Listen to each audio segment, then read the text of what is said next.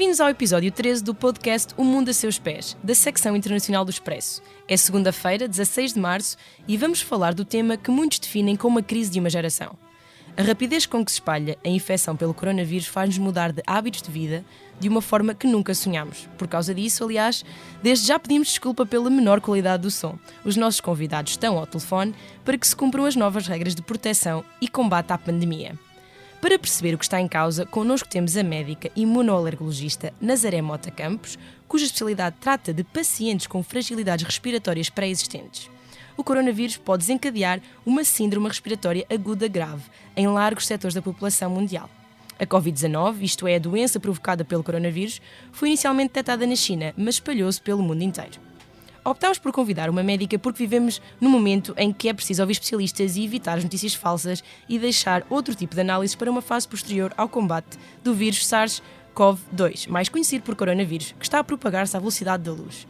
Este episódio do Mundo a Seus Pés, como referíamos, está a ser gravado de acordo com as normas de distância social da Organização Mundial de Saúde e da Direção-Geral de Saúde. Para manter essa tal distância social, vamos usar o telefone para comunicar. Além da médica Nazaré Mota Campos, participam nesta emissão a Manuela Gosta Soares e eu própria, Ana França, ambas jornalistas do Expresso. A edição técnica é do José Seduvim Pinto.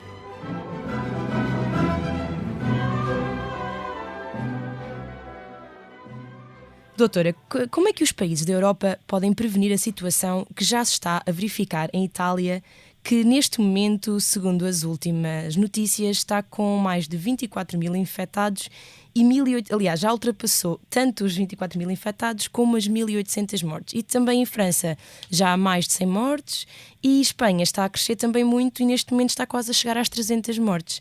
O que é que nós podemos fazer? Olha, o que temos que fazer é limitarmos as nossas deslocações ao exterior da nossa casa na medida do possível. O que se passou em Itália foi completamente inesperado, porque a taxa de multiplicação de pessoas infectadas foi de tal forma exponencial e esta questão é tão nova e tão dos últimos tempos, que é muito difícil estar prevenido e tomar medidas antes das coisas acontecerem. Inicialmente, o surto infeccioso na cidade de Wuhan foi aparentemente controlado com a restrição muito rigorosa das saídas das pessoas das suas casas, inclusive muitos prédios tiveram as portas soldadas para as pessoas não poderem sair, só podiam sair com autorização expressa. E, portanto, só limitando os contactos é que nós podemos retardar este pico intensíssimo de infecções que está a acontecer ao mesmo tempo. E, portanto, haver muita gente infectada com quadros muito graves simultaneamente torna muito difícil prestar cuidados de saúde adequados a um número tão grande de pessoas. Além de que também os médicos, ao ficarem infectados, também há menos pessoas com capacidade de tratar estes doentes e a situação que está a acontecer em Itália era, de certa forma, imprevisível. Isto é uma epidemia gravíssima e eu acho que nós temos que tomar consciência que todos nós temos que fazer a nossa parte para impedir a propagação desta infecção.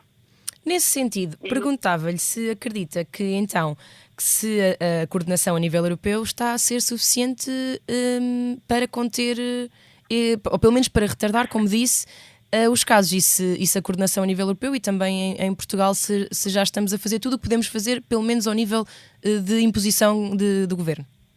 Olha, as medidas que o governo português tomou, a meu ver, foram excelentes. Claro que podia sempre tomar medidas mais rigorosas, podia impedir, fechar as fronteiras, se calhar vai também fechar, como fechou a Alemanha. É absolutamente necessário manter as pessoas num raio de circulação bastante restrito, porque se não fosse a deslocação das pessoas entre os vários continentes, esta epidemia não teria chegado à Europa desta maneira e com esta rapidez. Certo, eu pegava nessa deixa e passava também para a Manela, porque exatamente a nossa pergunta a seguir, para as duas aliás, é: o fecho de fronteiras pode resultar, Manela? Depois, entretanto, a Manela também vai perguntar à doutora a sua opinião. Pela experiência feita na cidade do Wuhan, tudo indica que o fecho, a contenção da circulação de pessoas pode evitar a propagação da epidemia. Aliás, naquela zona há um território onde se fala português, que é em Macau, ou pelo menos alguma parte da população fala português, e tem muitos portugueses residentes, que parece, em termos mundiais, ser um caso de sucesso, porque Macau, como é um território muito pequeno, com uma grande concentração, com uma densidade populacional que é das maiores do mundo, e como é um território que tem 30 e poucos quilómetros quadrados e tem uma imensa população para esse espaço, fez, de facto, um tamponamento, uma contenção, em que pôs toda a gente em casa, fecharam casinos, fecharam restaurantes, fecharam escolas, fecharam serviços públicos, ficou toda a gente em casa. As poucas coisas que estavam a funcionar, as pessoas eram obrigadas a andar de luvas, de máscara. Houve ali, logo no início, logo que começou a crise sanitária em Wuhan, eles fizeram este tamponamento e conseguiram ter poucos casos de contágio que terão vindo da China, porque aquilo tem fronteira direta com a China, e sobretudo, conter a propagação do vírus. Puseram essas pessoas em quarentena, etc. E estiveram com números muito estabilizados durante umas largas semanas. Ontem registaram um caso novo de infecção, mas foi um caso importado aqui de Portugal. Uma senhora sul-coreana que reside em Macau, que tinha estado aqui de férias na região norte e que, quando chegou ao território, foi um novo caso de infecção. Por isso, por esta experiência, tudo indica que fechar fronteiras é um tamponamento. E é uma forma de contenção, e neste momento, por muito que isso mexa com os nossos hábitos de vida, é uma defesa. Aliás, o caso de Itália, nós não nos podemos esquecer, há duas questões que de alguma forma podem explicar em parte o que se passou no norte de Itália, sobretudo na região da Lombardia. A Itália é um dos países que tem um grande fluxo turístico, e mais do que isso, a região da Lombardia tem há muitas décadas, uma grande comunidade de imigrantes de Oriente, aliás, de imigrantes de toda a parte, e por outro lado, Milão, que é a capital da Lombardia, é um grande centro económico a nível europeu. É uma cidade por onde passam as feiras internacionais de várias indústrias, e essas feiras ocorrem muito há uma grande concentração de feiras no mês de janeiro e no mês de fevereiro. Ou seja, foi uma cidade e é uma região por onde passou muita gente de todo o mundo nesse período, nestes 2 meses.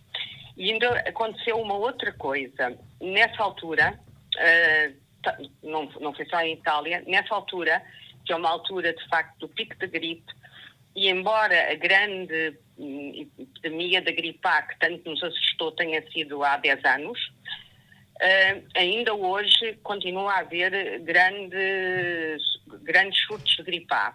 E em Itália, nessa altura, havia um surto de gripe A que estava a preocupar os hospitais, e provavelmente os primeiros casos de umas pneumonias atípicas que deram entradas em hospitais, que eram pneumonias que eles consideraram atípicas porque não as identificaram e que poderiam, isto é uma hipótese, que poderiam ser já infecções deste novo tipo de vírus.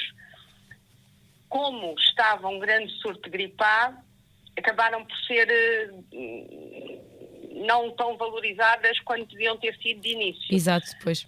E por isso, pela experiência que nós temos, tudo indica que um fecho de fronteiras durante um período para tamponar a propagação do vírus pode ser e deve ser uma medida de prevenção. Mas quando a gente fala de fechar fronteiras, é assim: as mercadorias têm que se criar cordões sanitários, porque as mercadorias, os alimentos, tudo isso tem que circular. E há outro tipo de profissionais, como profissionais de saúde, outro tipo de profissionais que têm que funcionar. O que se pode evitar é viagens desnecessárias, como aconteceu este caso absolutamente sem nexo, que foi o cruzeiro que foi Sim. proibido este fim de semana, que foi proibido de atracar em Lisboa. Mas as pessoas vieram. Cádiz dá autorização para eles atracarem e vêm 50 de autocarros com passageiros de um cruzeiro a caminho de Portugal.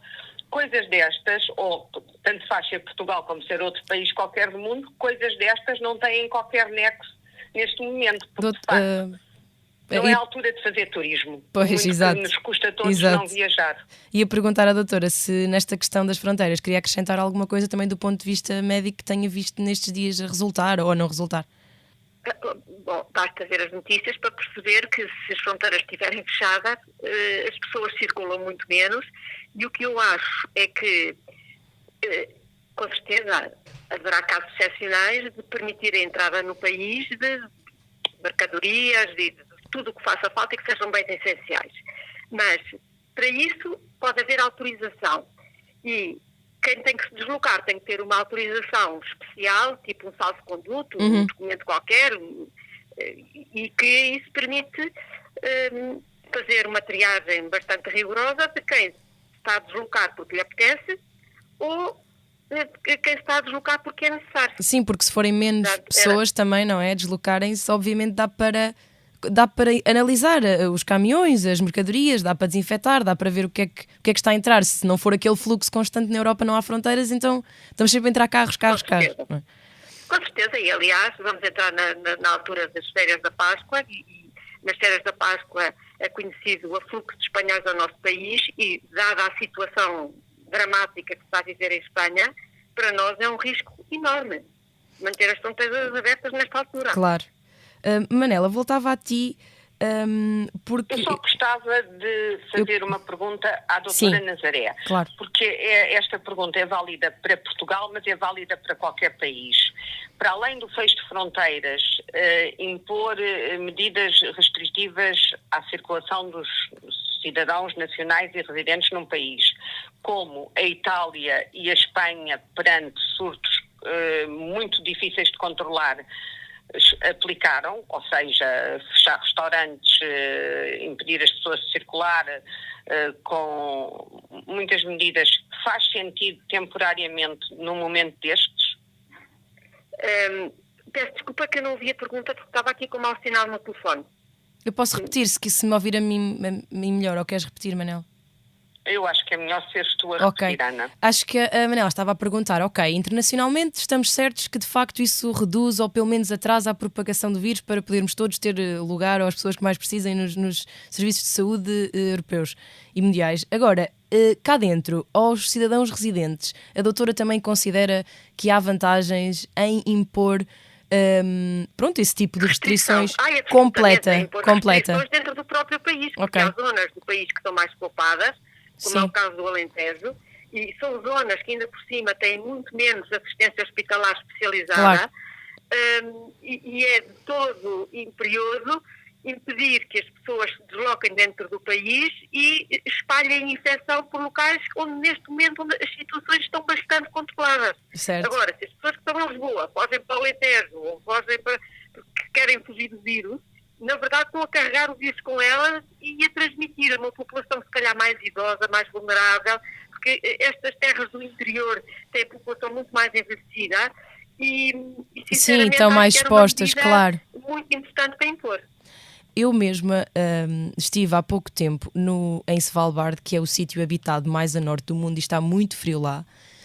E contaram-me lá que durante a gripe, morreram 4 mineiros durante a gripe espanhola do princípio do século XX, para a altura do fim da Primeira Guerra, 14-18, foi a guerra, e que recentemente, porque é tanto frio, eles deixaram de permitir que se enterrassem lá pessoas, porque uma das pessoas teve que ser exumada para levarem para o outro lado, e descobriram o vírus meio incubado naquele frio todo.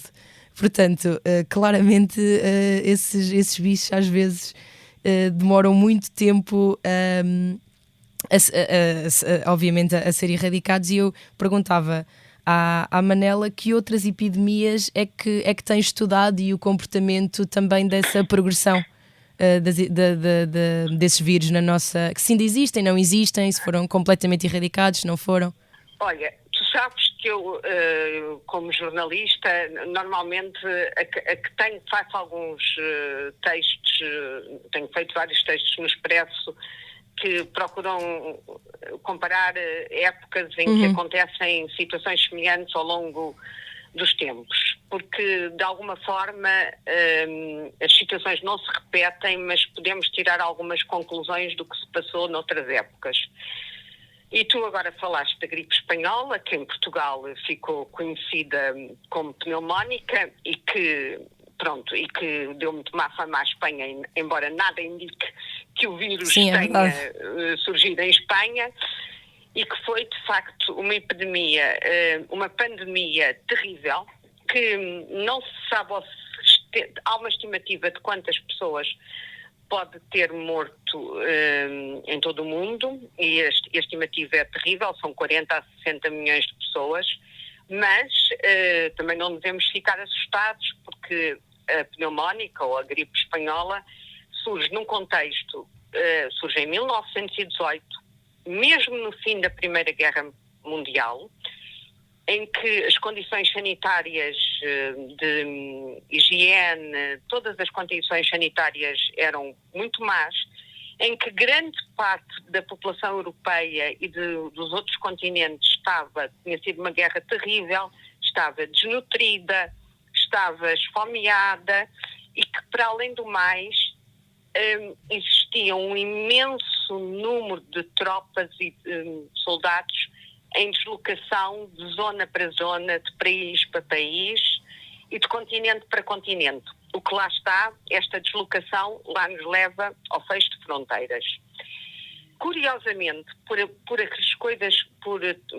artigos e alguns até artigos com um caráter mais científico que eu li, na pneumónica, tudo indica que as pessoas que tinham mais de 34 anos foram menos atingidas por esta pandemia. Por exemplo, em Portugal, pelas histórias que eu tenho ouvido, onde praticamente todas as famílias perderam pessoas, foi uma gripe que atingiu particularmente as pessoas mais jovens. Então, tudo indica que as pessoas com mais de 34 anos estariam muito atingidas, porque no final do século XIX, em 1869 ou 79, tinha havido um outro grande surto de gripe que teria uma estirpe semelhante, o vírus teria uma estirpe semelhante, e por isso, de alguma forma, quem já era nascido nessa altura teria tido um contacto com o vírus. Posteriormente, mas, por exemplo, esta gripe, curiosamente, eu ainda agora há pouco tempo no Carnaval fiz um texto, assim, uma coisa ligeira, sobre como a gripe espanhola influenciou o Carnaval do Rio, e ela ao Brasil chegou de barco, porque havia doentes contaminados a bordo de um navio que chegou da Europa. Depois, posteriormente, há outras grandes epidemias de gripe, entretanto, nos anos seguintes, há uma no final da década de 30, há outra depois da Segunda Guerra Mundial. 57, mas não deixam um rasto de pessoas doentes e pessoas que acabaram por morrer tão grande. Em 1957 há uma nova pandemia que fica conhecida como a gripe, aliás, que foi conhecida como a gripe asiática. O Expresso fez um artigo sobre esta pandemia na última semana, e de alguma forma aquilo que a médica está do outro lado do telefone neste programa, mas aquilo que é um olhar, uma leitura jornalística, o que aconteceu com esta gripe asiática, de alguma forma pode-nos fazer pensar sobre esta. Ela tem uma nova estirpe, porque enquanto que a pandemia da gripe espanhola seria um vírus de H1N1 de 1957, surge com uma estirpe H2N2, porque é uma nova estirpe. Nunca a população tinha tido contacto com aquele tipo de vírus. Ela começa na China ou naquela zona, tem efeitos devastadores, e quando começa a ficar controlada no Oriente, propaga-se para a Europa e para a Ásia. Em Portugal, eu li um artigo feito por 3 médicos, um artigo de divulgação, um deles o ex-diretor-geral de saúde, Francisco de Jorge, que reporta ao dia 9 de agosto a entrada do vírus em Portugal, o que terá chegado a bordo de doentes, de pessoas que estavam doentes no navio, no Paquete Moçambique, que fazia a ligação com as antigas colónias, e atracou em Lisboa nesse dia e havia pessoas doentes a bordo, uma delas que chama um médico que era vizinho, e depois há a notícia de que a mulher e os filhos desse médico adoeceram.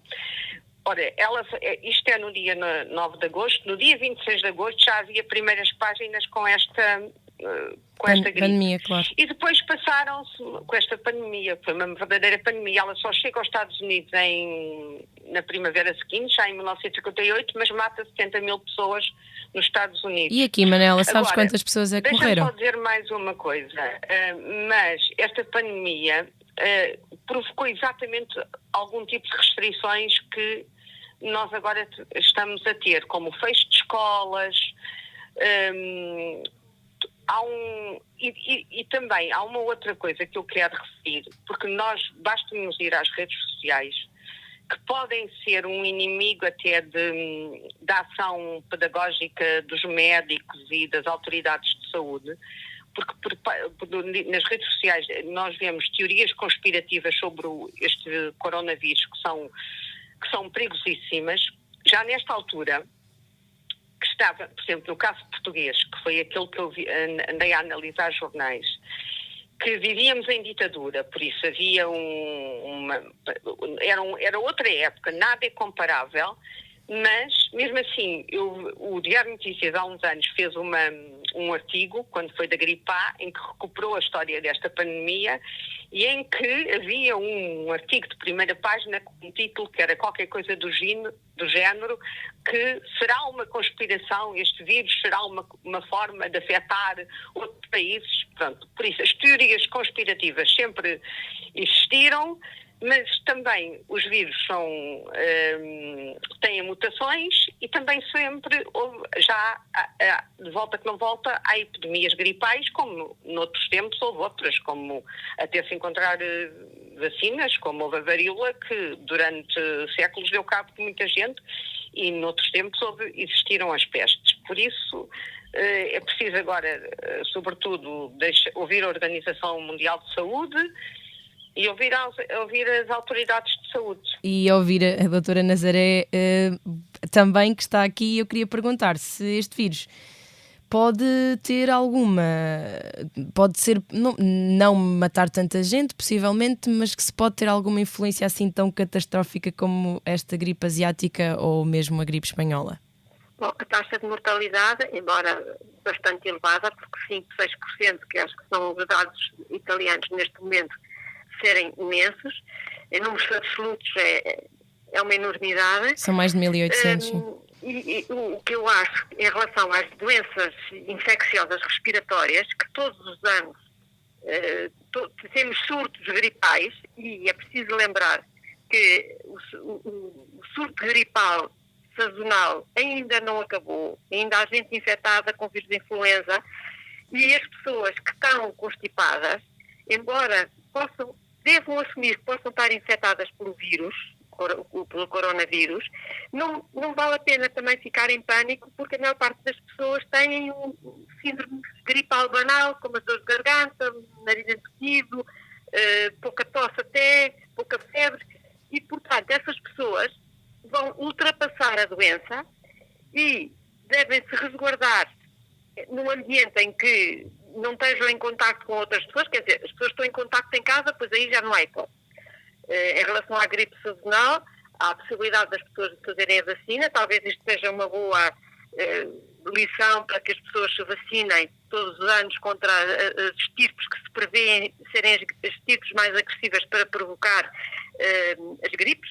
Inclusive a gripe A, esse vírus está contemplado na vacina sazonal anual, e em relação a esta vacina, este vírus novo, não há vacinas. Esperemos que a vacina seja desenvolvida num tempo mais curto que o habitual, contudo não será para os próximos meses, de imediato, e como o vírus é tão contagioso e não implica uma proximidade assim tão grande, por exemplo, o vírus do ébola, implica um contacto mais próximo para a transmissão. Claro, tem uma taxa de mortalidade muitíssimo mais Muito elevada. elevada. E a situação clínica é muitíssimo mais grave, não é comparável. Mas é só para perceber que os vírus, embora contagiosos, a taxa de propagação e de contaminação também é variável.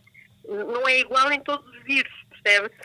E de facto, acho que as pessoas que têm sintomas gripais e que eventualmente até podem ser por causa da gripe sazonal que ainda está a correr, terem os cuidados como se estivessem infectadas com o vírus, não ir para a rua, não ir para os consultórios médicos, apresentarem-se e seguir os conselhos dos médicos que têm, e para os hospitais, claro, não vão com sintomas de infecção respiratória, mesmo ligeira que seja, porque fiquem em casa, contactem os seus médicos, ouçam os conselhos que eles têm para dar e vão reportando a evolução da situação e se Deus quiser tudo vai correr bem no fim. Agora, depende de nós que a taxa de propagação seja tão rápida e tudo ao mesmo tempo. Isso sim vai impedir que pessoas que podiam ser tratadas e que poderiam vir a ser salvas, se tivessem tido os meios à disposição em tempo útil, porque é impossível dar tudo a toda a gente ao mesmo tempo. Claro. Eu tenho aqui uma pergunta que nós estamos mesmo a acabar o nosso tempo, mas eu tenho aqui uma pergunta que eu sigo de muito, muito perto o Reino Unido, eu vivi lá. Não sei se tem acompanhado o que se tem passado, mas o governo do Reino Unido foi um pouco lento a aconselhar medidas e na quinta-feira o primeiro-ministro Boris Johnson disse mesmo que estavam a estudar a hipótese de como não começaram logo, pronto, a atacar como Itália, a fechar tudo, estavam a estudar a hipótese de deixar, portanto, o vírus espalhar-se na comunidade, criando o que eles chamam de herd immunity, imunidade em massa, não é? De que se a população ficasse contaminada... Querem vacinar a população com vírus vivos. Pronto.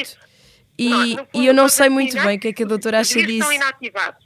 Como não há vacina, se as pessoas se infectarem todas, 95% sobrevive e 5% vai morrer.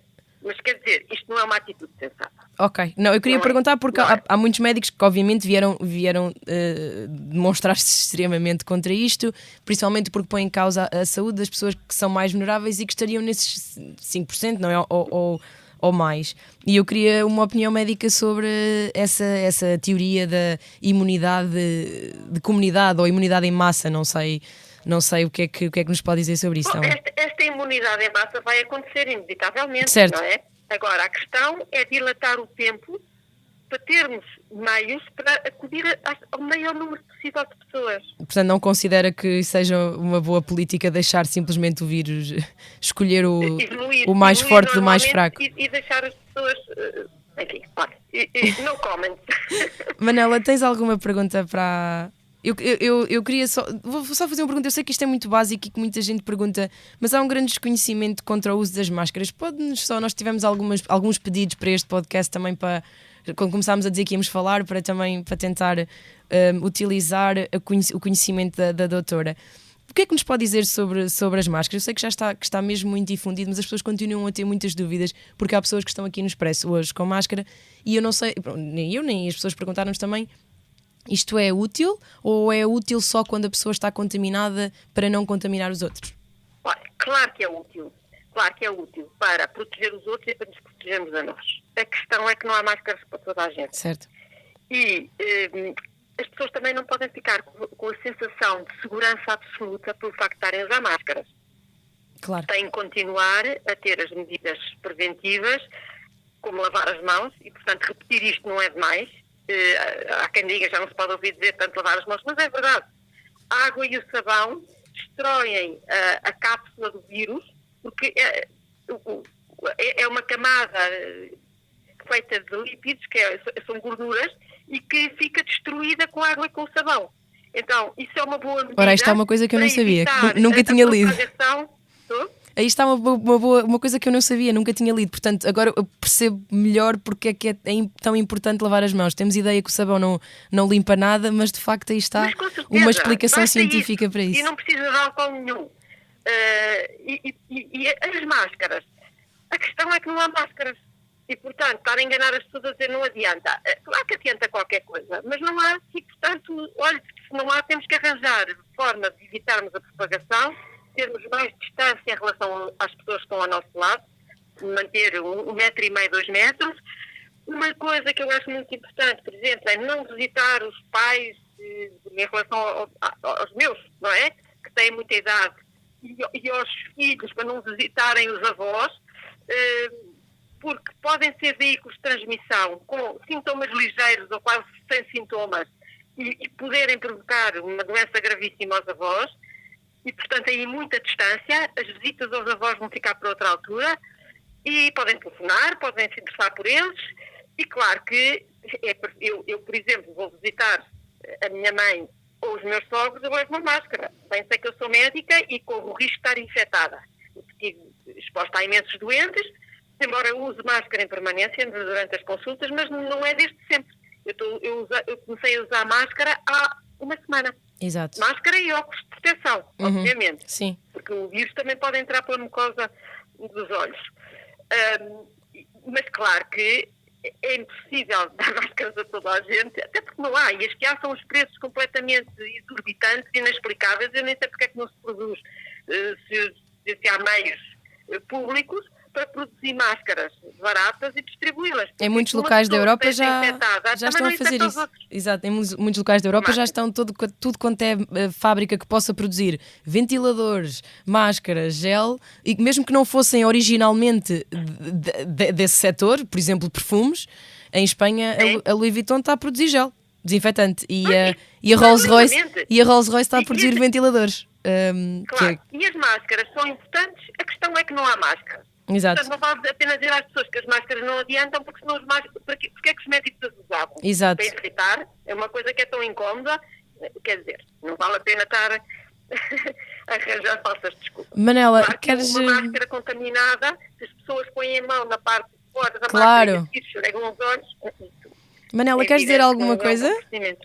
Queres acabar com alguma nota? Tens alguma coisa? É que nós já passámos o tempo e eu acho que o som não está muito mal, mas não queria estar a martirizar os nossos ouvintes. Quero sim. Quero deixar uma nota para reflexão. Eu não tenho qualquer opinião formada sobre isto, mas esta economia muito global em que muitos países deixam de ter produções às vezes de produtos básicos. No caso das máscaras, esta falta de álcool e de gel passou pelo assambarcamento, mas não só, provavelmente, eu não sei se estas coisas são importadas ou não, mas a certa altura é preciso criar alguns mecanismos de produção local que permitam fazer face a estas situações. Eu não sei como é que se faz uma máscara, mas não me parece que seja assim uma tecnologia tão rebuscada. E por isso o Ministro da Defesa já falou no sábado que iria colocar o laboratório militar a fabricar gel, mas provavelmente poderá fabricar outro tipo de produtos que possam ser necessários nesta altura. E quero também deixar uma nota que tem a ver com a minha experiência pessoal, como tu já falaste da tua, dos anos que viveste no Reino Unido, da tua ida a Svalbard para fazer uma reportagem sobre outro eventual apocalipse. Exatamente, pandemia. Que a gente espera que esteja longe, o das reservas alimentares. Eu acompanhei de perto o primeiro surto desta pandemia em Macau, porque tenho lá uma grande amiga e fui acompanhando. Hoje em dia, com as redes sociais, nós podemos estar a milhares de quilómetros de distância, mas estamos perto das pessoas, vamos falando com elas. Tenho acompanhado a Itália porque tenho uma pessoa conhecida e relativamente próxima que está na Lombardia. Tenho uma grande amiga há mais de 30 anos em Florença, que vive em Florença, e tenho 2 grandes amigos em Roma. E esta minha amiga de Florença a Paula, que é italiana, há 2 ou 3 dias dizia-me por mensagens que estava a lidar bem com a quarentena, que era um pouco claustrofóbico, claro que é claustrofóbico a certa altura estar em casa, mas ela deu a volta muito bem à questão, está a aproveitar isto para fazer as grandes limpezas de primavera. Por isso, de alguma forma, se nós tivermos que estar mais tempo em casa, todos nós podemos fazer outras coisas que normalmente não faríamos. Manela, eu vivo num apartamento de 30 metros quadrados, já fiz as limpezas todas que havia para fazer, como deve-se imaginar. Não estou a dizer para tu ires limpar as coisas, mas pronto, isto é um exemplo de como as pessoas, ela também não vive em nenhum palácio, de como as pessoas podem lidar com isto. Por isso eu acho que nós temos que, olha, podemos fazer yoga por exercícios de yoga, cada um de nós tem que... Eu quando dei estes 3 exemplos, eu tenho família em Madrid, por isso, são pessoas que estão a lidar com situações muito mais complicadas, claro. E nós, ao estarmos a dizer isto, estamos a prevenir-nos a nós e estamos também a prevenir toda a comunidade. Porque, no fundo, este olhar de prevenção sobre a comunidade é importante, porque é isso que faz sobreviver a humanidade.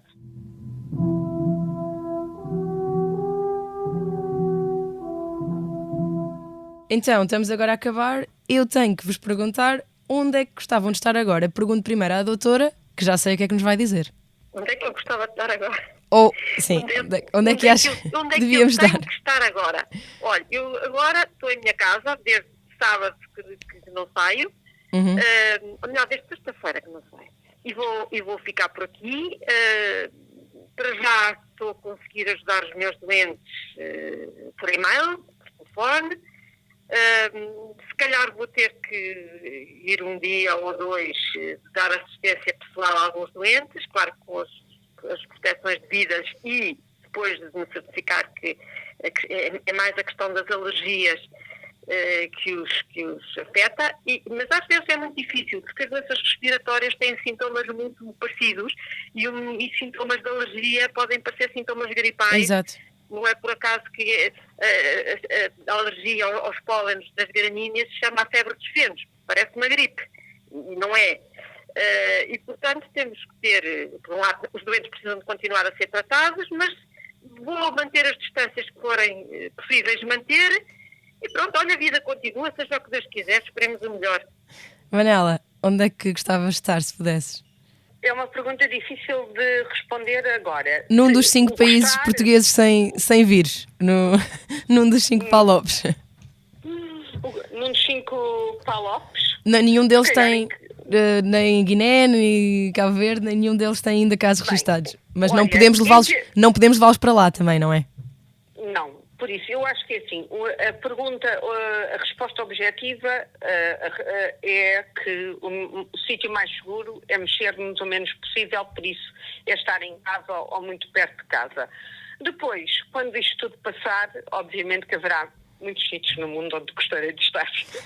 Obrigada. Queria agradecer à doutora por ter estado connosco e mais uma vez reforçar que é muito importante ouvirmos profissionais como a doutora Nazaré e outras entidades, sempre verificando se são de facto entidades oficiais de saúde, antes de acreditarmos no que está a ser propagado online, um bocadinho como um vírus também, e todos aqueles áudios, e de repente todos temos um médico, um amigo de um tio, de um primo, e é complicado porque às vezes essas fontes não são seguras e acabamos por acreditar e fazer coisas que nos prejudicam a nós e à comunidade. Portanto, este podcast fica por aqui e queria agradecer a toda a gente que esteve connosco e aos nossos convidados. Muito obrigada por ter estado desse lado. E boa sorte para todos os nossos leitores e para todas as pessoas que costumam ouvir os podcasts do Expresso.